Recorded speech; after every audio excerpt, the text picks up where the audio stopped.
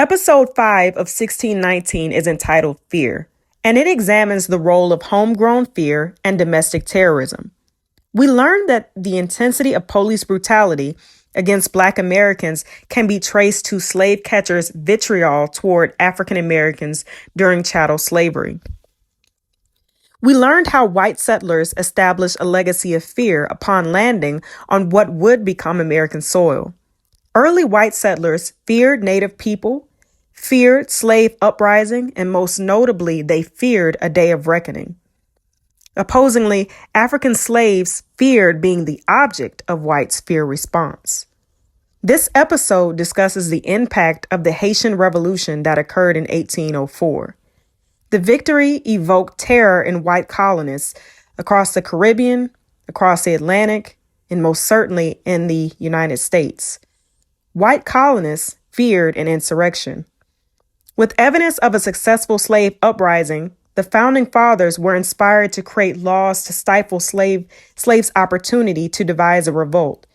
As a result, slaves' lives became highly surveilled. They were patrolled more, and their right to assemble, worship, or have guns was outlawed. If daily life for an African slave was not miserable enough, new laws would make it unbearable. Settlers' desire for extreme restrictions led to the creation of slave patrol. White participation was mandatory. They were fined heavily for not participating. When you consider contemporary Karen culture, it's no surprise that such behavior traces its origins back to colonial times. The level of vigilance created by organized groups, such as slave patrol, created a culture where whites police blacks. White people were empowered to determine whether a Black person belonged in a place or not, and whether a Black person was plotting to do harm or not. This culture enabled Black people to be harassed, harmed, and killed with impunity. After slavery ended, many whites feared economic ruin and loss of white political power. This fear bred a form of self-preservation by whites. Arguably, they felt that the benefits they had become so accustomed to having were being threatened. They also disliked the realization that a group of people that had long been subjugated and oppressed could rise up and establish themselves as equals. State officials and local law enforcement collaborated to aid and abet in terrorizing Black people and Black communities. And other communities simply did not want the presence of Blacks at all. An example would be a sundown town.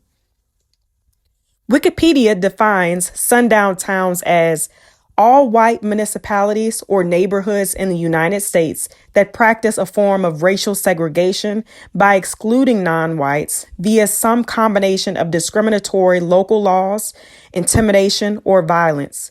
The term came from signs posted that colored people had to leave town by sundown. If you're interested, I have attached a link to a historical database of sundown towns in the comments section. The destruction of Black businesses and communities happened as well.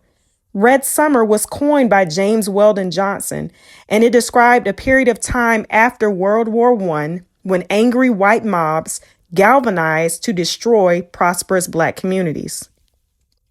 Notable cities where terror occurred include Washington, D.C. in 1919, Elaine, Arkansas in 1919, Tulsa, Oklahoma in 1921, and Rosewood, Florida in 1923. Killings is another topic of discussion. The alarming number of Black men killed by the police is disturbing, particularly when many are unarmed or posed no threat to law enforcement when they were killed. One incident that's discussed in this episode involves the 2018 killing of Jamel Roberson, who was shot in his back while working security at a local bar. He had detained a suspected shooter, had his knee in the back of the suspected shooter as a means of apprehending him when a white officer, Ian Covey, arrived on the scene and shot him multiple times in the back.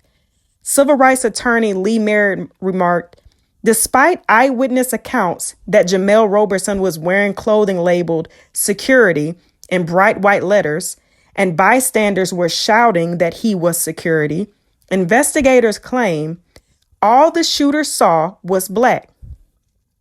Merritt remarked, "That's exactly the problem. It seems all cops ever see is black." The episode closes with the topic of activism. It sheds light on the experience of Warriors in the Garden leader, Derek Ingram. He details how 30-plus officers surrounded his New York City apartment with no warrant for his arrest. There were helicopters flying over his building and sharpshooters posted across the street from his building. The police had surrounded his building, were right outside his door, and demanded that he exit his apartment. He decided to live stream his standoff with police on Instagram. Members of his activist group came out to support him. People outside began to protest against what the police were doing. The standoff lasted 6 hours. Per Derek, the NYPD was never held accountable for their actions. He filed a civil rights lawsuit against the NYPD for violating his human rights as well as for surveilling him. The incident that occurred with Derek Ingram is not uncommon. Historically, civil rights leaders and leaders of Black interest organizations were targeted and surveilled by the FBI. They were infiltrated by Black informants and harassed by the FBI. Because the FBI described these groups as domestic terrorists and labeled them Black identity extremists, they were able to proceed with invasive surveillance tactics. This concludes the episode 5 recap. Thank you for joining me. I hope that you watch the 1619 docuseries on Hulu for yourself. Until next time.